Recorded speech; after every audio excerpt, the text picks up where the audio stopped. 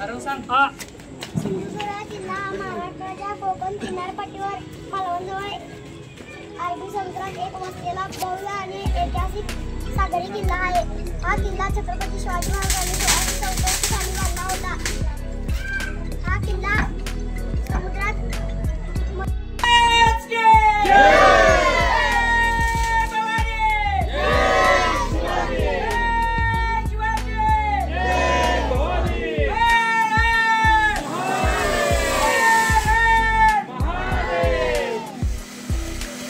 वेगवेगळा लावला होता, दोन्ही एकत्र लागला असता. वा वा बेस्ट बेस्ट. कुठे गेला रो? Best best best. प्रयत्न केला आहे.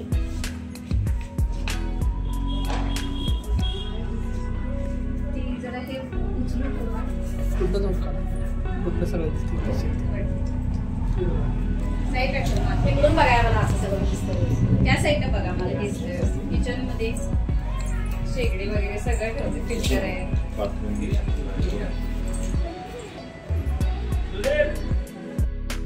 तो जनावरांचा गोठा आहे. तो मानवी वस्ती केली आहे. सर्व कुट्ट्यांनी घरोघरी केलेले आहे. तिकडे जंगल दाखवण्याचा प्रयत्न केला. शिवाजी महाराज की जय. धर्मवीर छत्रपती संभाजी महाराज की जय. पुण्यश्लोक जिजामाता की जय. जय भवानी जय शिवाजी. नमस्कार, मी शिवरायांचा मामा वरजुने पडवे. मी आपल्याला आम्ही केलेल्या श्रीमंत रायगड किल्ल्याची माहिती सांगत आहे. सर्वप्रथम आपण रायगड किल्ला चढताना चित्त दरवाजा मार्गे सुरू करतो. चित्त दरवाजापासून सुमारे 1500 ते 1700 पायऱ्या चढून गेल्यानंतर महादरवाजा येतो. महादरवाजा हा किल्ल्यावर जाण्यासाठीचा एकमेव मुख्य मार्ग आहे. महादरवाजाच्या थोडेसे पुढे गेल्यास गंगासागर तलाव लागतो. तेथून जरासे पुढे गेल्यास शिरकाई देवीचे मंदिर लागते. शिरकाई देवीच्या मंदिराच्या उजव्या हाताला महाराजांचा राजदरबार येतो. राजदरबारापासून पुढे गेल्यास हिरकणी बुरुज येतो. राजदरबारापासून डाव्या हाताला मेना दरवाजा येतो आणि आता तेथे रोपवे आहे. आपण आता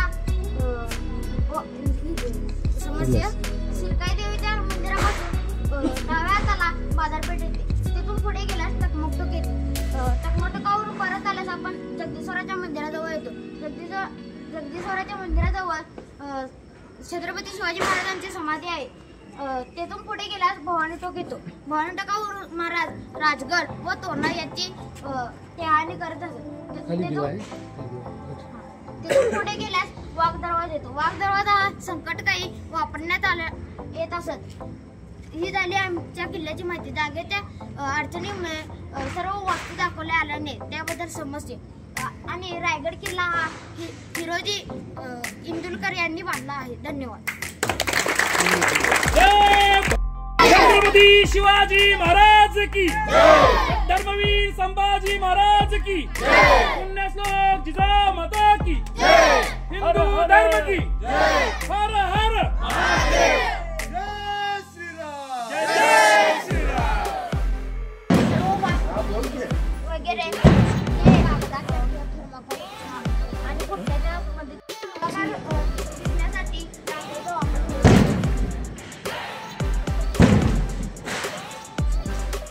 विधी दाखवण्याचा प्रयत्न केलेला आहे. म्हणजे आपण भातुकली तर असं लग्नात लावले दाखवत नाही का नवरा.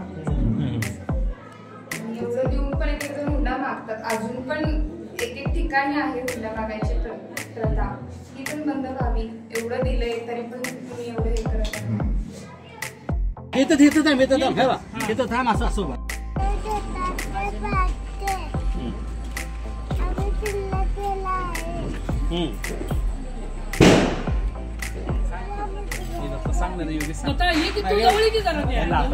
तुम्ही किल्ला कोण कोण केला? किती जण केला? एकटा केला असतो? मित्र होते?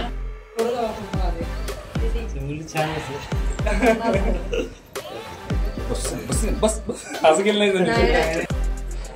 हा म्हणजे विषय कोणता घेतलाय?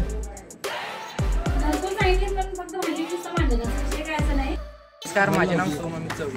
हा किल्ला पन्हाळगड आहे. छत्रपती शिवाजी महाराज की जय.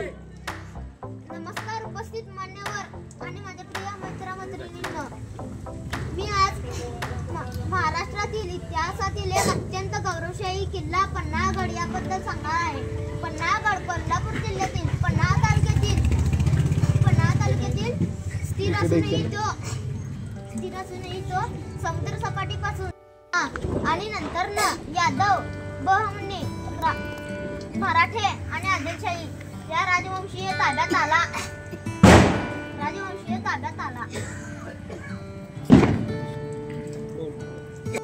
सर्व ठिकाणी जंगल केले आहे.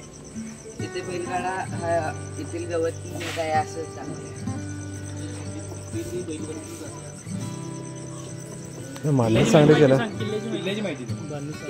किल्ल्यात आम्ही सर्वप्रथम दगडे रचली. त्यानंतर त्यावर माती टाकून त्यावर चिखल पूर्णपणे सारवला. त्यानंतर साईडला आम्ही वेठा लावल्या व त्याला रंग देऊन पांढऱ्या रेषा ओढल्या. मग त्यानंतर आम्ही सर्व सैनिक मांडली. तिथे घरं केले आहेत. घरांच्या वर ते साईडला गौरा थापल्यात असे दाखवण्यासाठी त्या साईडला हिरवा रंग देखील दिला आहे व वर गवत दिखलं.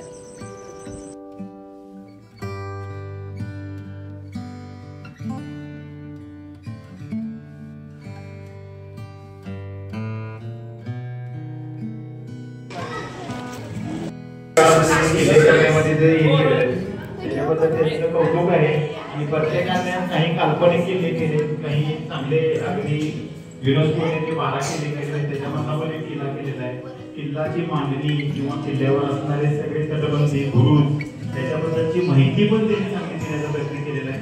काही मुलांनी अगदी पारंपरिक वेशात म्हणजे मावळ्याच्या वेशातून पण अगदी सगळ्यातून माहिती अगदी छान त्यांनी दिलेली आहे. त्याबद्दल सर्वांचं कौतुक आहे आणि आम्हाला परीक्षण करण्यासाठी थोडंसं अवघड गेलं काही किल्ले 2-3 किल्ल्यामध्ये. कारण कौतुक आहे. वन्स अगेन थँक्स तुम्ही मला इथे बोलवल्याबद्दल. धन्यवाद.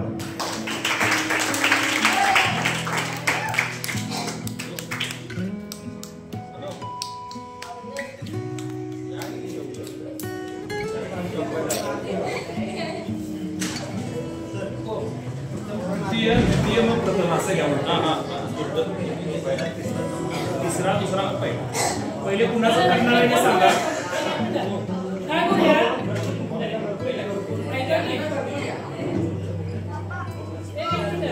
करूया आपण सहभाग आहे की नाही त्यांचं घेत जाऊया. ज्यांचा नंबर आला त्यांचं प्रत्येकाला शीट आम्ही मॅसेजमध्ये देणार नाही. त्यांनी बक्षीस मिळालं असं पहिले बक्षीस घेतलं मग सहभागांना भेट द्या पारितोषिक. तसं करायला नको. पहिले 3, 2, 1 मग जे सहभाग त्यांना भाव वितरण करा. सर्टिफिकेटवर फक्त प्रमाण काय पूर्ण नाव नसल्यामुळं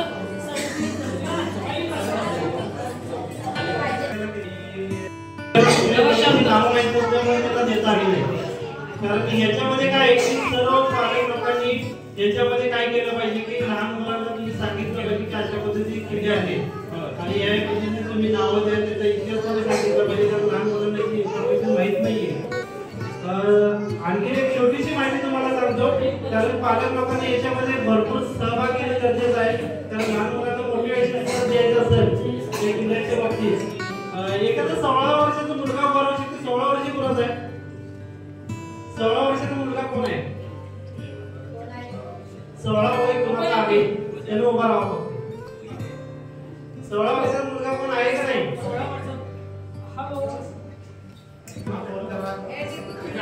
अरे एखादं उभा राहा. काय मी तुम्हाला काय नाही उभा राहा. आता हा